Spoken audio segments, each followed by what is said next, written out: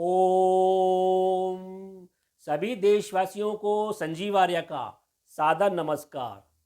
मैं संजीव आर्या आज दिनांक 9 जनवरी 2021 के दिन YouTube पर अपने साप्ताहिक कार्यक्रम साप्ताहिक राशिफल 10 जनवरी से 16 जनवरी के बीच वीडियो के इस भाग में हम तुला राशि से मीन राशि के जातकों के राशिफल की चर्चा करते हैं। तुला राशि अर्थात लिब्रा। देखिए, तुला राशि के जातक सप्ताह के पहले दिन कुछ पारिवारिक तनाव को लेकर, अपने पेट से संबंधित रोगों को लेकर परेशान हो सकते हैं। अपने जीवन साथी और व्यवसाय में भी वे कोई निवेश करते हुए या कुछ व्यय करते हुए भी दिखाई दे रहे हैं। इसी प्रकार सप्ताह के दूसरे दिन और तीसरे दिन आप अपने बंधुओं के साथ, पिता तुल्य वर्ग के साथ कुछ मतभेद लेते हुए नजर आ रहे हैं। आपके पराक्रम में भी कुछ शिथिलता बनी रह सकती है। इसके अलावा आप अपने बाजुओं और कंधों को प्रति भी कुछ सजग अवश्य रहें। सप्ताह के चौथे दिन और पांचवें दिन आप अपने घर, वाहन से संबंधित किसी वस्तु पर व्यय करते हुए दिखाई दे रहे हैं। आपको सलाह दी जाती है कि आप अपने घर परिवार में इन 2 दिनों में शांति बनाए रखें। वैसे कर्म क्षेत्र में भी काफ़ी विविधता देखने को मिलेगी। इसी प्रकार सप्ताह के छठे दिन और अंतिम दिन आपका रुझान अपने घर परिवार के ऊपर कुछ अधिक केंद्रित रहेगा। हालांकि स्त्री वर्ग से आपको छुटपुट धन लाभ भी होता रहेगा।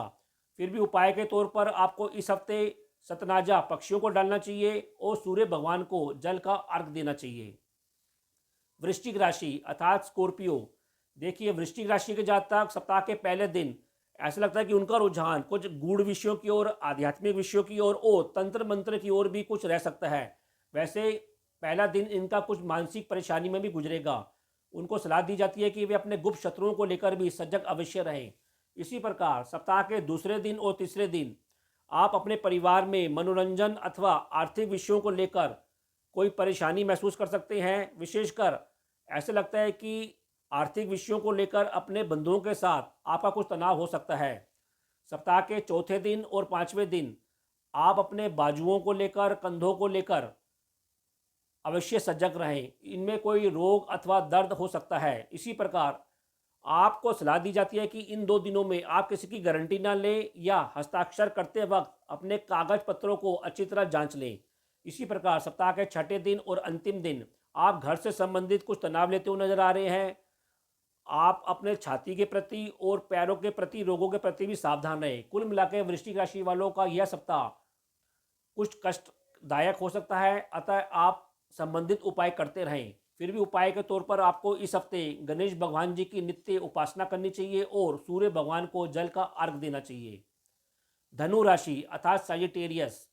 देखिए, धनु राशि के जातक सप्ताह के पहले दिन ऐसा लगता है कि आप का रुझान कुछ धर्म की ओर, कर्म की ओर हो सकता है और उससे संबंधित आप यात्रा करते हुए भी दिखाई दे रहे हैं। इसी प्रकार पहले दिन कोई आप अनुसंधान करते हुए या रिसर्च करते हुए भी दिखाई दे रहे हैं। सप्ताह के दूसरे दिन और तीसरे दिन आप विभिन्न क्षेत्रों में आपको लाभ मिलता हुआ दिखाई दे रहा है और ऐसा लगता है कि आपके यौवन में और आपकी पर्सनैलिटी में भी निखार आता हुआ दिखाई दे रहा है। इसके अलावा सप्ताह के चौथे दिन और पांचवें दिन आप आर्थिक मामलों में आपको कोई मिले जुले परिणाम मिल सकते हैं। आपको सलाह दी जाती है कि आप निम्न लोगों से और धन संबंधी मामलों में उन लोगों से सावधानी बनाए रखें। आप अपनी वाणी पर भी संयम बनाए रखें और अपने आँखों के प्रति, रोगों के प्रति भी सजग रहें।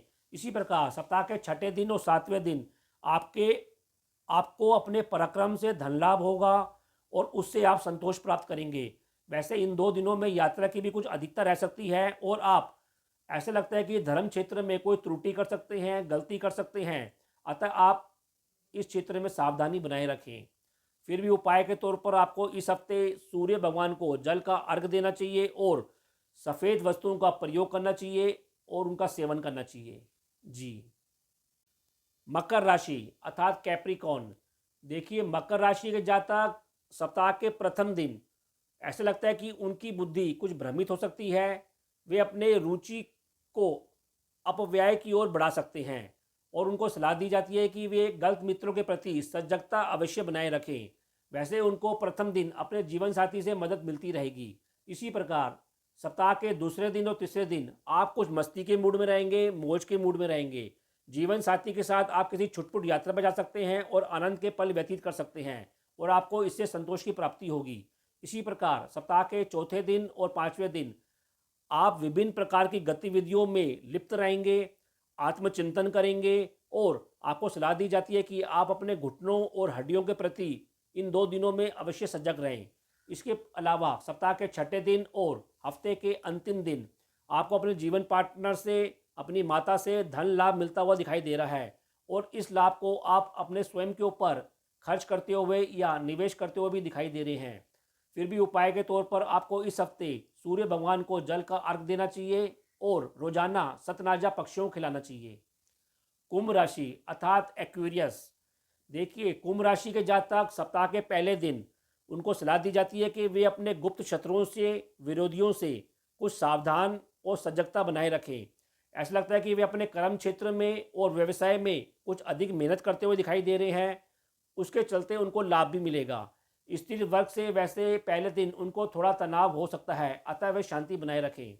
इसी प्रकार सप्ताह के दूसरे दिन और तीसरे दिन सामाजिक क्षेत्र में आप कुछ यात्रा की अधिकता में रहेंगे और आपको सलाह दी जाती है कि यात्रा में कुछ सावधानी बनाए रखें।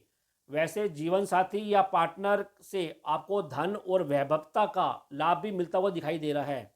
इसी प्रकार सप्ताह के चौथे दिन और पांचवें दिन आप कुछ यात्रा की अधिकता में रहेंगे और व्यय भी करते हुए दिखाई दे रहे हैं, विशेषकर पिता के ऊपर या व्यवसाय के ऊपर व्यय कुछ अधिक हो सकता है। इसी प्रकार आपका रुझान धर्म संबंधी विषयों के मतभेद को लेकर भी चलता रहेगा। सप्ताह के छठे दिन और अंतिम दिन आप अपने गुप्त शत्रुओं से और सहयोगियों से भी आपको लाभ मिलता हुआ दिखाई दे रहा है। आप अपने लाभ को संभाल कर रखें, अन्यथा अधिक व्यय होने के कारण ये एक समान हो जाएगा। वैसे सप्ताह के अंतिम दिन आपकी बुद्धि कुछ भ्रमित रह सकती है और अधिक चंचल और सक्रिय रह सकती है, अतः आप सजगता बनाए रखें। फिर भी उपाय के तौर पर आपको सूर्य भगवान को जल का अर्घ देना चाहिए और बुध ग्रह के मंत्र ओम बुम बुधाय नमः का जाप करना चाहिए।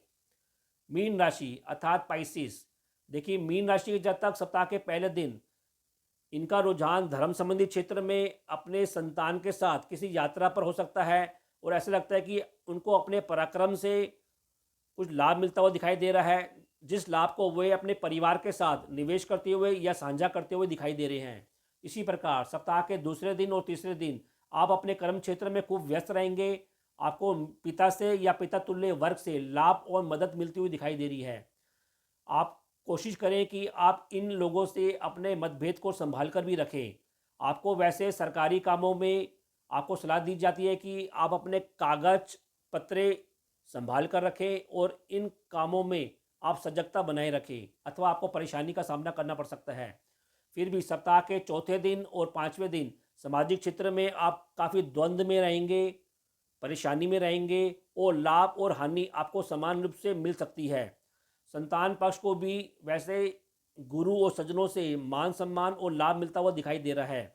सप्ताह के छठे दिन और अंतिम दिन आप अपने संतान पक्ष और अपने बुद्धिबल के द्वारा दूर के संबंधों से धर्म संबंधी और कर्म संबंधी लाभ लेते हुए भी दिखाई दे रहे हैं। ऐसा लगता है कि इसके साथ साथ आपको अपने जिम्मेवारी को निभाने के लिए व्यय भी करना पड़ेगा या अधिक समय भी देना पड़ेगा। फिर भी उपाय के तौर पर आपको सूर्य भगवान को जल का अर्घ देना चाहिए और हल्दी और चंदन का टीका अपने माथे लगाना चाहिए। जी, तो आज का कार्यक्रम आपको कैसा लगा? आप अधिक से अधिक कमेंट हमारे यूट्यूब चैनल MS ज्योतिष सलाह में देकर हमको अवगत कराएं। यदि हमारे बनाए गए वीडियो आपको पसंद आ रहे हैं तो इसको अधिक से अधिक लाइक कीजिए और अपने इन वीडियो को अपने मित्रों के बीच अधिक से अधिक शेयर कीजिए। तो अब मैं अपनी वाणी को विराम देना चाहूँगा और आप लोगों से विदा लेना चाहूँगा। जी, ओ